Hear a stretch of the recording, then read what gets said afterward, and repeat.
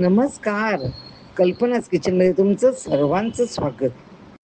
आज मी तुमच्याबरोबर चणा डाळ कोफ्ता करी ही एकदम टेस्टी व्हेजिटेरियन रेसिपी शेअर करणार आहे. त्यासाठी मी 1 कप चण्याची डाळ भिजत ठेवलेली. ती बघा छान फुलून आली आहे ती.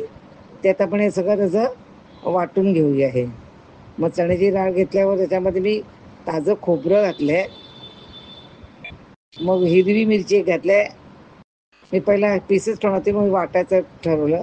मग ते धणे जिरा पावडर आणि मीठ कमी घाला हां, कारण ते आपल्या ग्रेव्हीमध्ये पण मीठ येईल. आणि 1 चमचा साखर घातली आहे टेस्टसाठी, अर्धा चमचा. बरं थोडं तेल घातलं त्याच्यामध्ये. आता हे सगळं आपण वाटून घेऊया. हे वाटून झालंय त्याच्यामध्ये मी आता चिरलेली कोथिंबीर घातली. आता आपण ती ग्रेव्हीचं करूया. इथे मी तेल ठेवले दुसऱ्या एका टोपामध्ये. त्यात तेल तापलं की त्याच्यामध्ये आपली राईची फोडणी. राई तडतडली की त्याच्यामध्ये जिरं आणि 1 हिरवी मिरची उभी चिरलेली घालूया आपण. मग ह्याच्यामध्ये हिंग झालं. तर फोडणी झाल्यावर ना काय येते नेक्स्ट माहिती आहे का? पाणी. हो, फोडणी जरी झाली चांगली की त्याच्यामध्ये आपण एकदम मस्त 2-2.5 कप पाणी घालूया. आता ग्रेव्ही कशी होते इकडे बघा. कोफ्त्याचीच ती ग्रेव्ही होणार आहे. आता याच्यामध्ये ग्रेव्हीमध्ये आता पाण्यामध्ये ते हळद घातले, लाल तिखट आणि गोडा मसाला घातले. गोडा मसाला बाजारात मिळतो. नसेल मिळत तुमच्याकडे नसेल तर गरम मसाला घालू शकता त्याच्यात. मग ह्याच्यामध्ये मी 1 चमचा नारळ खवलेला होता ना, तो ताजा नारळ घातलाय. नंतर 1 गूळ घातला थोडासा. आणि आता चिंच भिजत ठेवली होती. ती चिंच मी 2 चमचे खाण्यामध्ये गोड आंबट असं लागणार आहे.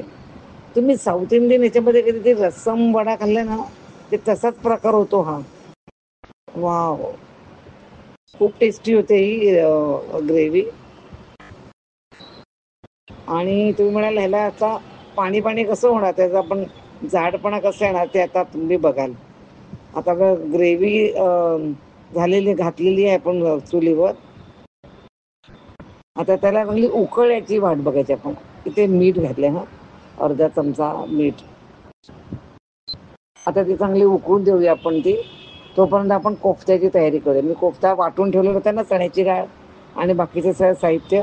त्याच्यामध्ये कोथिंबीर चिरलेली मी घातली. आता ते आपण त्याचे छोटे छोटे कोफ्ता करूया.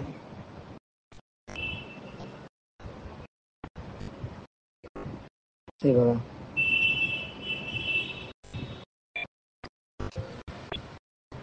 हे आपण तळणार नाही. हे डायरेक्ट आपण त्या ग्रेव्हीमध्ये घालणार. आणि जसे ते कोफ्ता शिजतात ना, त्याच्यातली चण्याची डाळ थोडीशी त्या ग्रेव्हीमध्ये जाडपण द्यासाठी उपयोगी होते, म्हणजे थिकनर होऊन होते.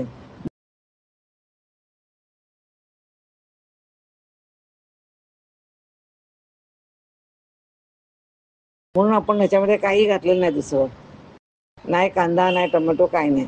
आता ग्रेव्हीमध्ये मी कोथिंबीर राहिली होती, ती कोथिंबीर घालते थोडीशी. आणि चांगले तर बघा उकळ आले ना आपल्या ग्रेव्हीला. आता आपण ते आपले कोफ्ते घालूया एक एक करून. हो हो, हाताने घालू नका, घ्या चमचा आणि म्हणजे सेफ. हां, आता एक एक एक ते कोफ्ते घालायचे. अतिशय टेस्टी होते ही ग्रेव्ही. पण त्या कोफ्त्यामुळे जाड होते आणि कोफ्ते पण त्या रसामध्ये चांगले ॲब्झॉर्ब होतात सगळं ते लाल तिखट, आंबट, गोड आणि एकदम टेस्टी होतात ते बघा. पाहू शकतात. तुमचे कोफ्ते शिजेपर्यंत जरा वेळ गॅसवर ठेवा. आजची रेसिपी आवडली असेल तर लाईक, शेअर आणि सबस्क्राईबचं बटन प्रेस करायला विसरू नका. आणि हो, माझा व्हिडिओ पाहिल्याबद्दल धन्यवाद.